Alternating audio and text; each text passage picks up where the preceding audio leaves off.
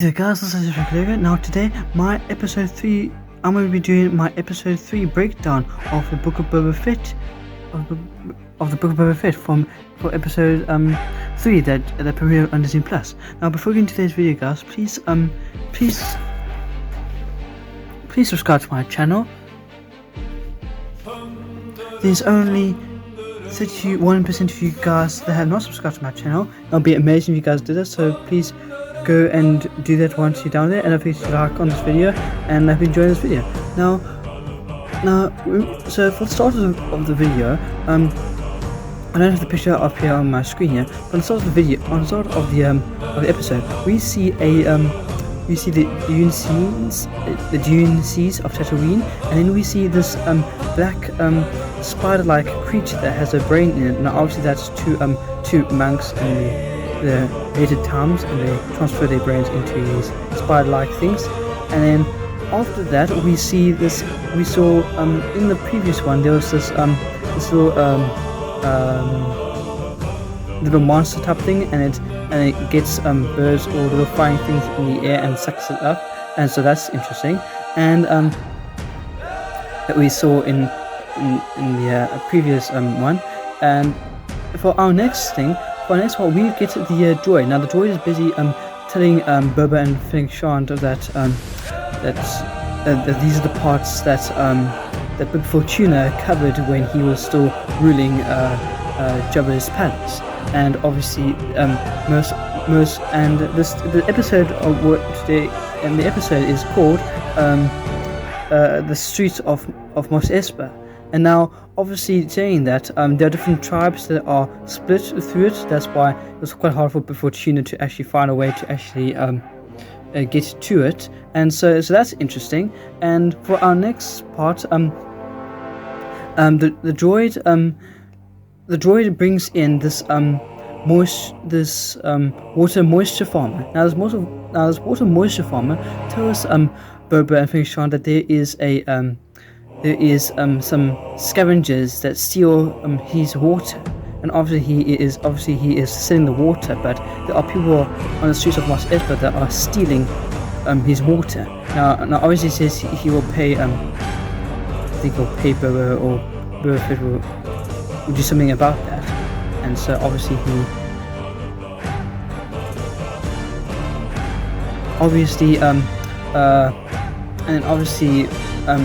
Boba says he'll deal with it. And then next thing we see the streets of Mos Espa, and then we see Boba Fett going, and then they find these street guys. Now obviously they're enhanced with droid arms, droid eyes, or parts of eyes, and their whole bodies are half machine and half human, like a reference for Darth Vader. So that's interesting. And then they tell him that they have no job because most of Mos Espa is ruled by Trandoshans and other parts that are covering other parts of Mos Espa, as well as the mayor, of course. And so they said they have no job, and now Boba's saying, well, now you work for me now. How would you come and work for me? And so they go off and they go and work for him. So the next thing we see is that Boba going back into their Bacta tank, going back into sleep mode. Now in this sleep mode, we get to go into another scene of where Boba goes into flashbacks from previous times. Now on this one we see Boba. On his next picture here, you see Boba riding a bantha. Now this is him when he's saying goodbye to the Assassin Raiders, and he's gonna go talk to the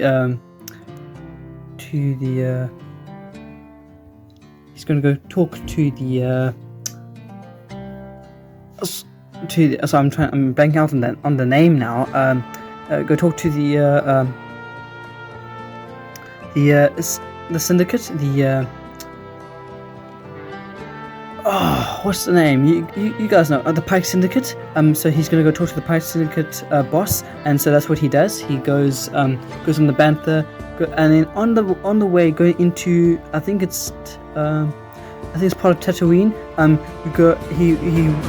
on the bantha he goes past is the helmets with the stormtroopers on it, and as you can see that there's a lady there with the droids. Obviously she was from the Mandalorian, so they're trying to kind of bridge that in that he's with there. So Boba goes off.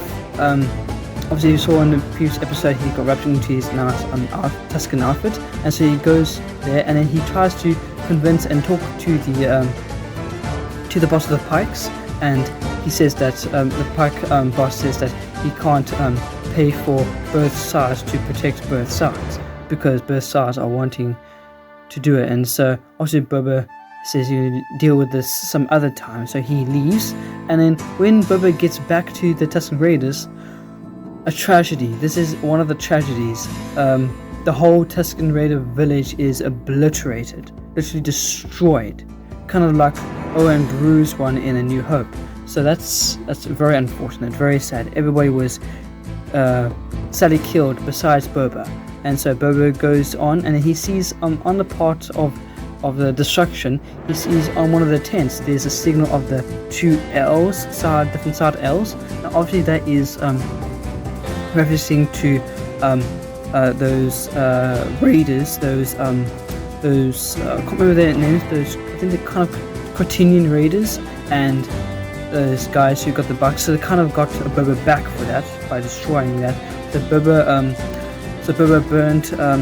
burned the bodies that were there and criminated them like as Star Wars does, and then he goes off with the bantha and go on his revenge, as you will, on his revenge way, as you will. And so that's interesting. So he goes off on his revenge way, and then obviously also get another flashback to Boba when he was younger, and he goes off and sees his father fly off in the Slave One. Obviously, knowing that Boba is very sad because his father's going off to do another mission, and so he's very sad because they half connected to each other. So that's why Boba is always, but he knows that his father always goes off for a job that he has to take care of. So that's interesting, and so we see him do that, and then all of a sudden, when Boba wakes up in a battle tank, Black Coruscant takes Boba out and hits the heck out of him, and all of a sudden the crew that Boba got come to the rescue and save him, and then Feng Shan puts Black Coruscant into the Sarlacc pit, the Sarlacc cage. So that was pretty funny, and then we see Black Coruscant shouting and all that, and then the next very kindly Boba offers one of the jobbers, soldiers, to go into the battle tank to heal because they got hurt during the fight. And so as next thing we the droid comes out and then says that their twins have arrived, and so Boba goes out, and then the Jabba's cousins have come out and they apologized because they wanted to kill Boba. That's why they sent Black Coruscant. So Boba says, "What do I do with him?" And then they say, "Oh, sell him off back to the people that had him before you." And so because Boba wanted to give him back to them, but then the twins said, "We're sorry, but here is a present from us to you, and we have no part in this in Tatooine anymore. It's a rubbish rock." So they moved on, but they left Boba Fett with a Rancor, and we get a nice picture of the guy who is driving the Rancor. I can't remember his name, but he's been in tons of other shows. If you guys know him, I haven't seen him, but if you guys know him, that's awesome. Something Torero, and we see a nice Rancor, so obviously that is amazing. But she might be able to get to see one time maybe in one of the further episodes of Boba riding the Rancor, so that's interesting. And so they take the Rancor to the cage, and then the Rancor trainer talks to Boba Fett, and then Boba Fett says, "I've ridden a monster twice this size." Now, obviously, Boba Fett's referring to in a holiday special, animated holiday special of him riding a big, long monster and a big ginormous monster. So that's another reference. So that's interesting. And then obviously he connects with the monster because the trainer says that they kind of bond together, almost like a dog and a human, something like that, because that's how they do. So he does that, so he has that, and then the next thing they go on to go talk. They go talk to the person who owns Mos Espa. I'm trying to remember the name now, but the person who owns Mos Espa. And then they go and find the mayor of Mos Espa because they realize that he's not there. So they go and pay him a visit because they want to pay him a visit. So Boba goes with the street gang, and they go up to the mayor's place, and all of a sudden the mayor's side man says that, "Oh, we've got some difficulties," and all of a sudden the side man next to the mayor, he escapes.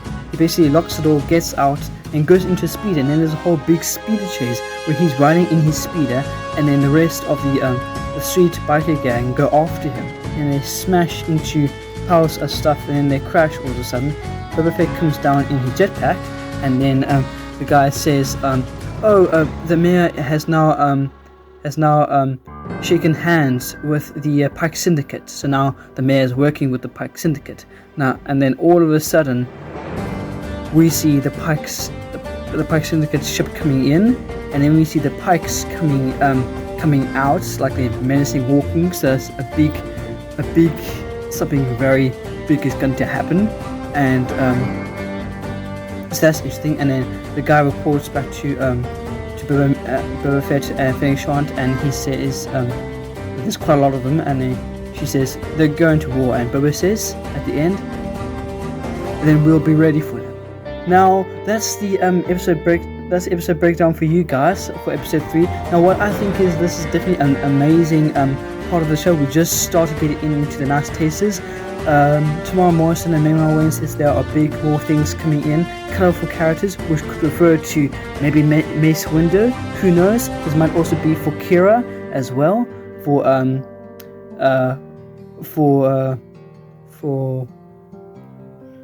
Rain, and so that's interesting. So yeah, I hope you guys like for this video. Don't forget to like, comment, and subscribe, and check out my friends, guys. Check out Star Wars Coffee, Star Wars Meg, and check out Stacey Arber on YouTube, because they're amazing people that I know, and well, the two that I talk to, and one of them that I know, and yeah, and go subscribe to their channel, guys, and don't forget to check out my previous video, my previous episode breakdown that I do of Book of Boba Fett episode 2, and I hope you guys enjoyed the video, and may the force be with you guys always.